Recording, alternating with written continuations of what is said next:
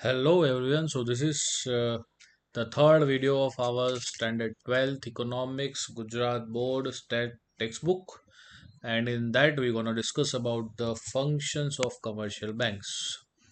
Before this we had made a two previous video on the same chapter, so I would like to request you कि description box में जाइए और previous videos की links gather कीजिए और वहाँ पे उसे देखिए, then after आप functions पे आइए, right?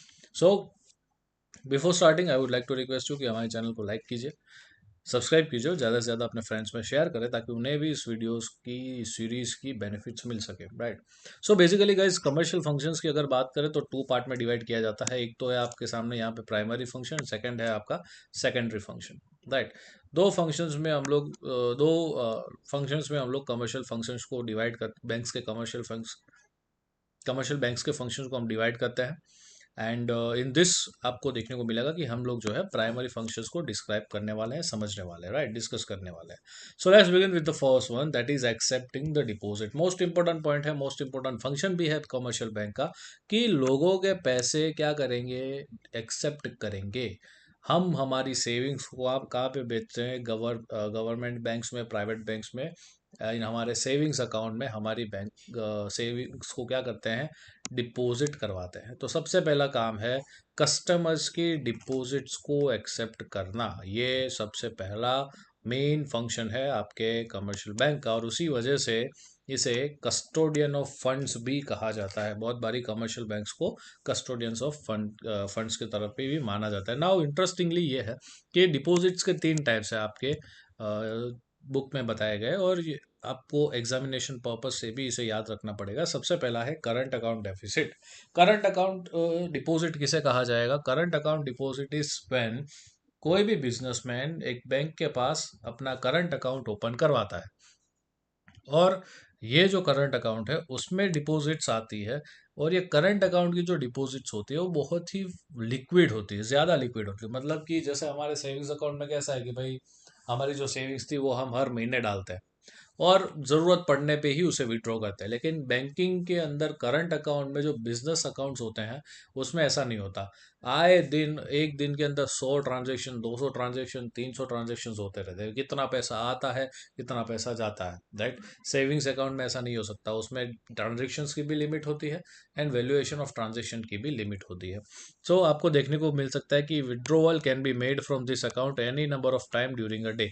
मतलब आप इसमें कितने भी नंबर ऑफ टाइम क्या कर सकते हो, विड्रॉवल कर सकते हो, नंबर ऑफ टाइम आप डिपॉजिट कर सकते हो। The customer of this account are given a cheque book but do not get interest on current account deposit. On the contrary, certain times banks में impose some kind of service charge on current deposit, right? अभी आपका मुद्दा ये रहेगा कि cheque book तो savings account में भी मिलती है, करंट में भी मिलती है, कोई नई बात नहीं है, लेकिन यहाँ पे इंटरेस्ट क्यों नहीं मिलता? तो इंटरेस्ट इसलिए नहीं मिलता क्योंकि करंट अकाउंट की जो बैलेंस है उसे आइडेंटिफाई करना is quite tough, right? For example, at the end of the year अगर सेविंग्स बैंक की अकाउंट देखें तो वो इतना लिक्विडेटेड नहीं होता है, राइट? मतलब कि सेविंग्स बैंक के अंदर एक स्टिपुलेटेड अमाउंट ऑलवेज पड़ी ही रहती है, जबकि करंट अकाउंट का कोई नक्की नहीं है, फ्लक्चुएशन होता रहता है। तो से for example at the end of the year कि जब पैसा देना आया, तब आपके अकाउंट में से फॉर एग्जांपल 25 लाख आपके करंट अकाउंट में पड़े हुए हैं, राइट? तो उसका 6%, 4%, 8% जो भी इंटरेस्ट रेट चल रहा है, वो अगर 25 लाख का 8% आपको देंगे, और दूसरे ही दिन आपने बिजनेस ट्रांजेक्शन में 23 लाख रुपए उड़ा दिए, बचे 2 लाख रुपए, तो 2 लाख तो आपको इंटरेस्ट मिला होगा बैंक की तरफ से, राइट? समझ रहे हो? एंड इसी वजह से बैंक की ये जो नुकसान है उसके लेके बैंक कभी भी इंटरेस्ट नहीं देती आपके करंट अकाउंट डेफिसिट के ऊपर, बल्कि आपको फ्रिक्वेंटली उस बैंक फैसिलिटीज को अवेल करने के लिए सर्टेन चार्जेस सामने से देना पड़ता है, right? So that is interesting for current account deficit. Second आता है सेविंग्स अकाउंट डेफिसिट। ये सब बहुत ही सिंपल है। People usually deposit savings for a shorter period of time in the accounts for which B gives them an interest. हमें interest मिलता है, सीधी सी बात है। Upon requirement they can withdraw with a cheque और विड्रॉवल स्लिप। आप लोग अगर कभी गए होंगे अपने पेरेंट्स के साथ विड्रॉवल के लिए, तो आपने देखा होगा कि आपके पेरेंट्स बहुत बारी चेक के थ्रू जाते हैं, या तो वहां जाके विड्रॉवल स्लिप पढ़ते हैं और उसके सामने कैशियर को देते हैं, तो कैशियर सामने आपको पैसे दे देता है। सो that is savings account deposit, right? इसके अलावा आपको बहुत बारी जब विड्रॉल करना है तो आप डेबिट कार्ड या तो क्रेडिट कार्ड का भी यूज़ कर सकते हो। एटीएम में जाओ, अपने कार्ड यूज़ करो, पैसा विड्रॉ करो, right. So that can be done in the savings account deposit. अब इसके अंदर आपको देखने को मिलेगा कि एक रिकरिंग डिपॉजिट का, रिकरिंग अकाउंट के जो डिपॉजिट होती है उसकी भी फैसिलिटी मिलती है ना। What is recurring recurring account? से फॉर एग्जांपल कि हमें एक रेगुलर इंटरवल पे थोड़ा थोड़ा अमाउंट जो है क्या करना है, सेव करना है। हमें बिगर अमाउंट सेव नहीं करनी, बट रेगुलर इंटरवल पे, से for example at the end of each month हम एक सर्टन अमाउंट, छोटी छोटी अमाउंट, 1,000 रुपये, 2,000 रुपये उसमें क्या करना चाहते हैं, डिपॉजिट करवाना चाहते हैं। तो उसके लिए हमें रिकरिंग डिपॉजिट, मतलब the savings gradually increases and interest is paid on the accumulated money and this deposit are called recurring deposit. मतलब मेरे पास इतने ज़्यादा पैसे नहीं है, मेरी इनका सैलरी जो है 15,000 ही है, तो 15,000 में मेरा कुछ सेविंग नहीं हो सकता, राइट। तो मैं क्या करूंगा कि मैं अपने रिकरिंग अकाउंट ओपन करवाऊंगा, रिकरिंग अकाउंट में रिकरिंग डिपॉजिट शुरू करवाऊंगा। मतलब कि हर महीने 15,000 में से एक एक हज़ार मैं क्या करूंगा, सेव करूंगा। तो at the end of 12 month जो मेरे पास सेविंग्स बिल्कुल नहीं होने वाली थी, अब वो 12,000 रुपये मेरे पास सेविंग्स हो गई है। और उसके ऊपर बैंक का इंटरेस्ट मिला दो तो वो मेरा इनकम है, राइट। सो इस तरीके से रिकरिंग अकाउंट, अगर आपकी फ्यूचर में इनकम छोटी है या बहुत ही कम अमाउंट पे आप सर्वाइव कर रहे हो, तो आप रिकरिंग अकाउंट ओपन करवा सकते हो, हर महीने 500,000 500,000 सेव करते रहने का, राइट। देन आफ्टर फिक्स या तो long term deposit, these deposits are for a fixed period of time. Usually, people who want to deposit money for a longer period of time choose such deposit. Banks pay highest rate of interest on such deposit among all type of deposit, and customers get overdraft facility on such deposit. मैं आपको बता देता हूँ कि जब आपको funds की अभी रिक्वायरमेंट नहीं है, लेकिन आपको लगता है कि फ्यूचर में कुछ इमरजेंसी आ जाए, फंड्स की रिक्वायरमेंट पड़े, तो आप क्या करोगे, आप फिक्स डिपॉजिट ओपन करवाते हो या तो term deposit, long term deposit यहाँ पे आप ओपन करवाते हो।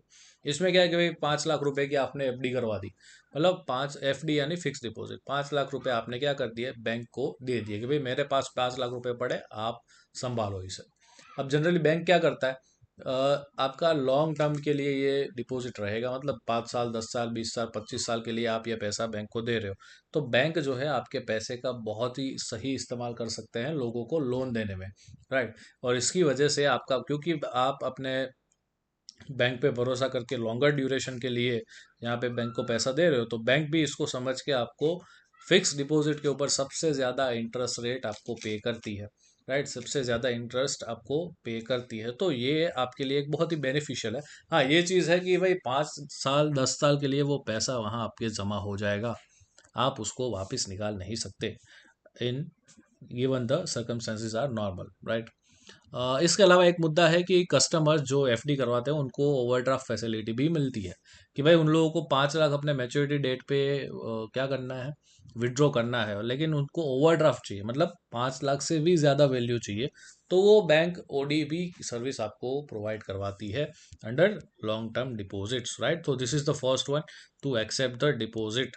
Second is providing credit facility. जैसे मैंने आपको बताया कि हम हमारी जो सेविंग्स है वो हम कहाँ पे रखते हैं, हमारी डिपॉजिट के फॉर्म में बैंक के पास डालते हैं। नाउ बिजनेसमैन जिनको पैसों की रिक्वायरमेंट है, इंडिविजुअल्स जिनको पैसे की रिक्वायरमेंट है, वो बैंक के पास लोन लेने जाएगा। अब बैंक के पास खुद के पैसे तो है नहीं, तो बैंक के पास किसके पैसे हैं, बैंक के पास हमारे पैसे हैं। तो बैंक क्या करेगा, हमारे पैसों से उस पर्टिकुलर इंडिविजुअल या तो बिजनेसमैन को लोन प्रोवाइड करवाएगा।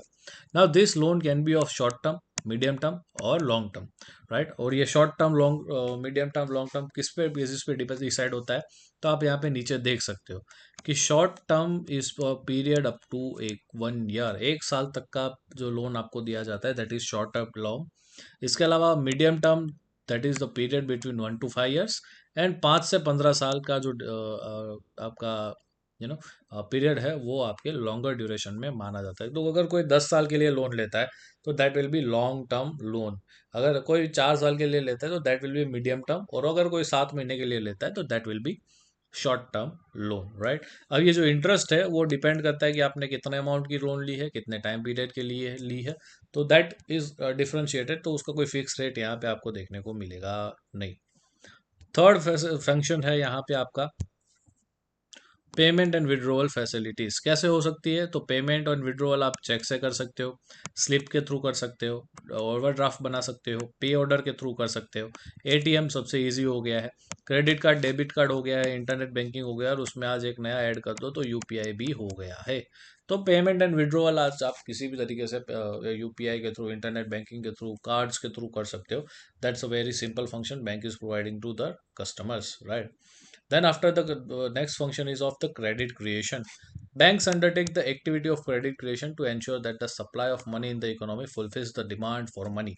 तो बैंक क्या करेगी? बैंक जो है वो क्रेडिट क्रिएशन करना शुरू करेगी, right? Bank create money from existing stock of money, that is the deposit.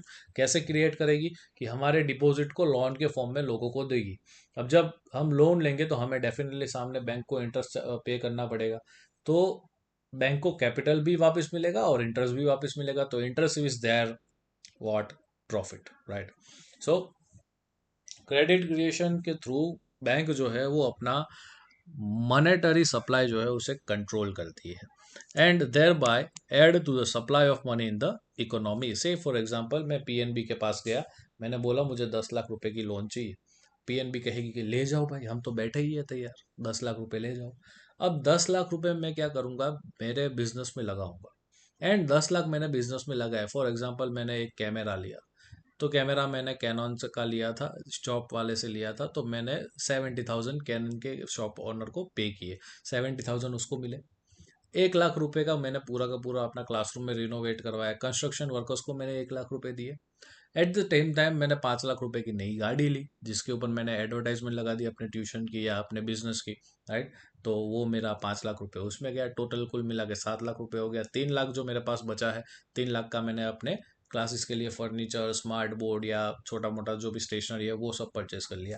Overall मैंने अपने 10 लाख रुपए आगे कहीं पे यूज किए। फॉर एग्जाम्पल जो 1 लाख रुपए मैंने कंस्ट्रक्शन वर्कर को दिए थे, वो 1 लाख उनकी फैमिली में जाके उनका रोजी रोटी चलेगी। जो 70,000 मैंने यहाँ पे आपको बताया कि पे किए थे, वो 70,000 जो है वो मार्केट में आगे वो पर्सन यूज़ करेगा, राइट? जो मैंने 3 लाख फर्नीचर में लगाया, या आप समझ लीजिए कि स्मार्ट बोर्ड में लगाया, या तो फिर स्टेशनरी परचेज करी, तो 3 लाख वो लोग आगे जाके भी यूज़ करेंगे। मॉनेटरी सप्लाई घूमता रहेगा, पैसा मार्केट में घूमता रहेगा इस तरीके से, राइट? तो बैंक क्या करती है? बैंक इस तरीके से क्रेडिट क्रिएट करना शुरू करती है। एंड जब बैंक जो है इस तरीके क्रेडिट क्रिएशन, मॉनेटरी सप्लाई बढ़ा देती है, तो आपका इन्फ्लेशनरी सिचुएशन थोड़ा सा फील होता है, और जब अगर ये चीज़ डिक्रीज हो जाए तो मनी का सप्लाई क्या हो जाएगा? रिड्यूस हो जाएगा, तो डिफ्लेशनरी सिचुएशन हो जाती है। तो बैंक क्या करती है कि डिफ्लेशनरी सिचुएशन हो तो पैसा का फ्लो बढ़ा देगी, लोन देना ज़्यादा शुरू करेगी, ताकि एक इन्फ्लेशनरी लेवल पे आ जाए। और अगर इन्फ्लेशनरी लेवल ज़्यादा है तो बैंक लोन देना कम कर देगी। तो इससे क्या होगा कि बैंक एक्चुअली लोन देना कम नहीं करती, बट हम लोन लेना कम करते हैं, बिकॉज इन्फ्लेशनरी सिचुएशन में आरबीआई बैंक के पास ज़्यादा रिजर्व मांगता है, जो आगे हम लोग सेंट्रल बैंक के फंक्शन में देखने वाले हैं, इसलिए मैं अभी ज़्यादा एक्सप्लेन नहीं कर रहा हूँ आपको, right? Now when a bank lends money from primary deposit, the borrower has to open an account with the same bank or another branch in order to deposit the check of the loan. And when the check is credited in the new account, it becomes a derived deposit from the bank, and from the derived deposit, the bank can create still another loan account, right? तो इस तरीके से 1% to 2% to 3rd% इस तरीके से पूरा का पूरा मनी फ्लक्चुएट होता रहता है। हम विड्रॉ करते हैं, हम डिपॉजिट करते हैं, और पैसा जो है वो मार्केट में सर्कुलेट होता रहता है, जिसकी वजह से इकोनॉमी आपकी बढ़ती रहती है, right? So that is the simple function run by the banking. And ये जब नहीं होगा तो बहुत ही टफ सिचुएशन आ जाती है। सो क्रेडिट क्रिएशन हमेशा से चलता ही रहना चाहिए। सो यहाँ पे आप देख सकते हो कि किस तरीके से क्रेडिट क्रिएशन होता है। फॉर एग्जांपल ABC करके बैंक है आपकी, इनकी नेट डिपॉजिट 1,806.40 है। आप देख सकते हो रिजर्व्स कितने मेंटेन करने हैं, तो 20% रिजर्व मेंटेन करने हैं, मतलब 200 रुपये ए बैंक को रिजर्व करने हैं, 160 रुपये बी को रिजर्व करने हैं, और 128 रुपये आपके बैंक सी को रिजर्व करने हैं। कुल मिला के इस तरीके से 5,000 रुपये नेट डिपॉजिट है और 1,000 रुपये सेव करने हैं। नाउ जस्ट इमेजिन 1,000 रुपये बैंक के पास पड़े थे, 200 उसे आरबीआई के पास क्या करने हैं? रिजर्व रखने, बचे कितने? 800 रुपये। तो 800 रुपये में बैंक क्या करेगी, लोन दे सकती है। 800 रुपये पड़े हैं बैंक बी के पास, 160 उसे रिजर्व करने हैं, बचे 640, तो बी वाला 640 रुपीज़ लोन दे सकता है। सी के पास 640 रुपये पड़े हैं, 128 उसे रिजर्व रखने हैं, तो बचे कितने, 512 रुपये वो लोन प्रोवाइड करवा सकता है। इन टोटल 5,000 रुपये डिपॉजिट पड़ी थी, 1,000 रुपये बैंक को आरबीआई के पास क्या करने हैं, सेव करने हैं, तो बचे कितने, 4,000 रुपये। इस 4,000 रुपये में से इंडियन बैंक्स में से आप लोन कैरी कर सकते हो। As simple as that. समझ में आ गया।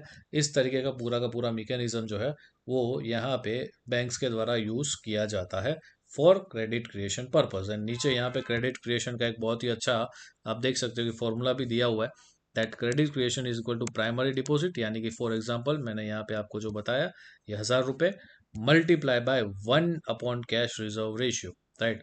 1,000 रुपये अपॉन कैश रिजर्व रेशियो कितना है, 20%, तो ये 1,000 मल्टीप्लाई बाय 1/20, राइट। 1 अपॉन कितना लिखा जाएगा, 20 लिखा जाएगा, तो जो बचा that will be your credit creation capability of the bank, right? So this is how this particular credit creation function of commercial banks works, right? अब now the last but not the least function आपका, that is interbanking transaction. Banks provide short term and long term credit to one another from time to time. Short term credit is provided by one bank to another bank is called call money, and the interest rate on call money is called call money rate. For example, मैं PNB हूँ, आप SBI हो, SBI को पैसे की ज़रूरत पड़ गई, तो एसबीआई कहाँ जाएगा, आरबीआई के पास जाएगा, राइट। और आरबीआई को कहेगा कि भाई हमें कॉल मनी चाहिए, तो आरबीआई कहाँ जाएगा, पीएनबी के पास जाएगा कि भाई तेरे पास एक्स्ट्रा पैसे हैं, मैं कहूँगा हाँ मेरे पास है, तो कॉल मनी के थ्रू आप एसबीआई को दे दो। तो मैं बोलूँगा मेरा फ़ायदा क्या, तो कि तुझे कॉल मनी रेट के हिसाब से इंटरेस्ट मिल जाएगा।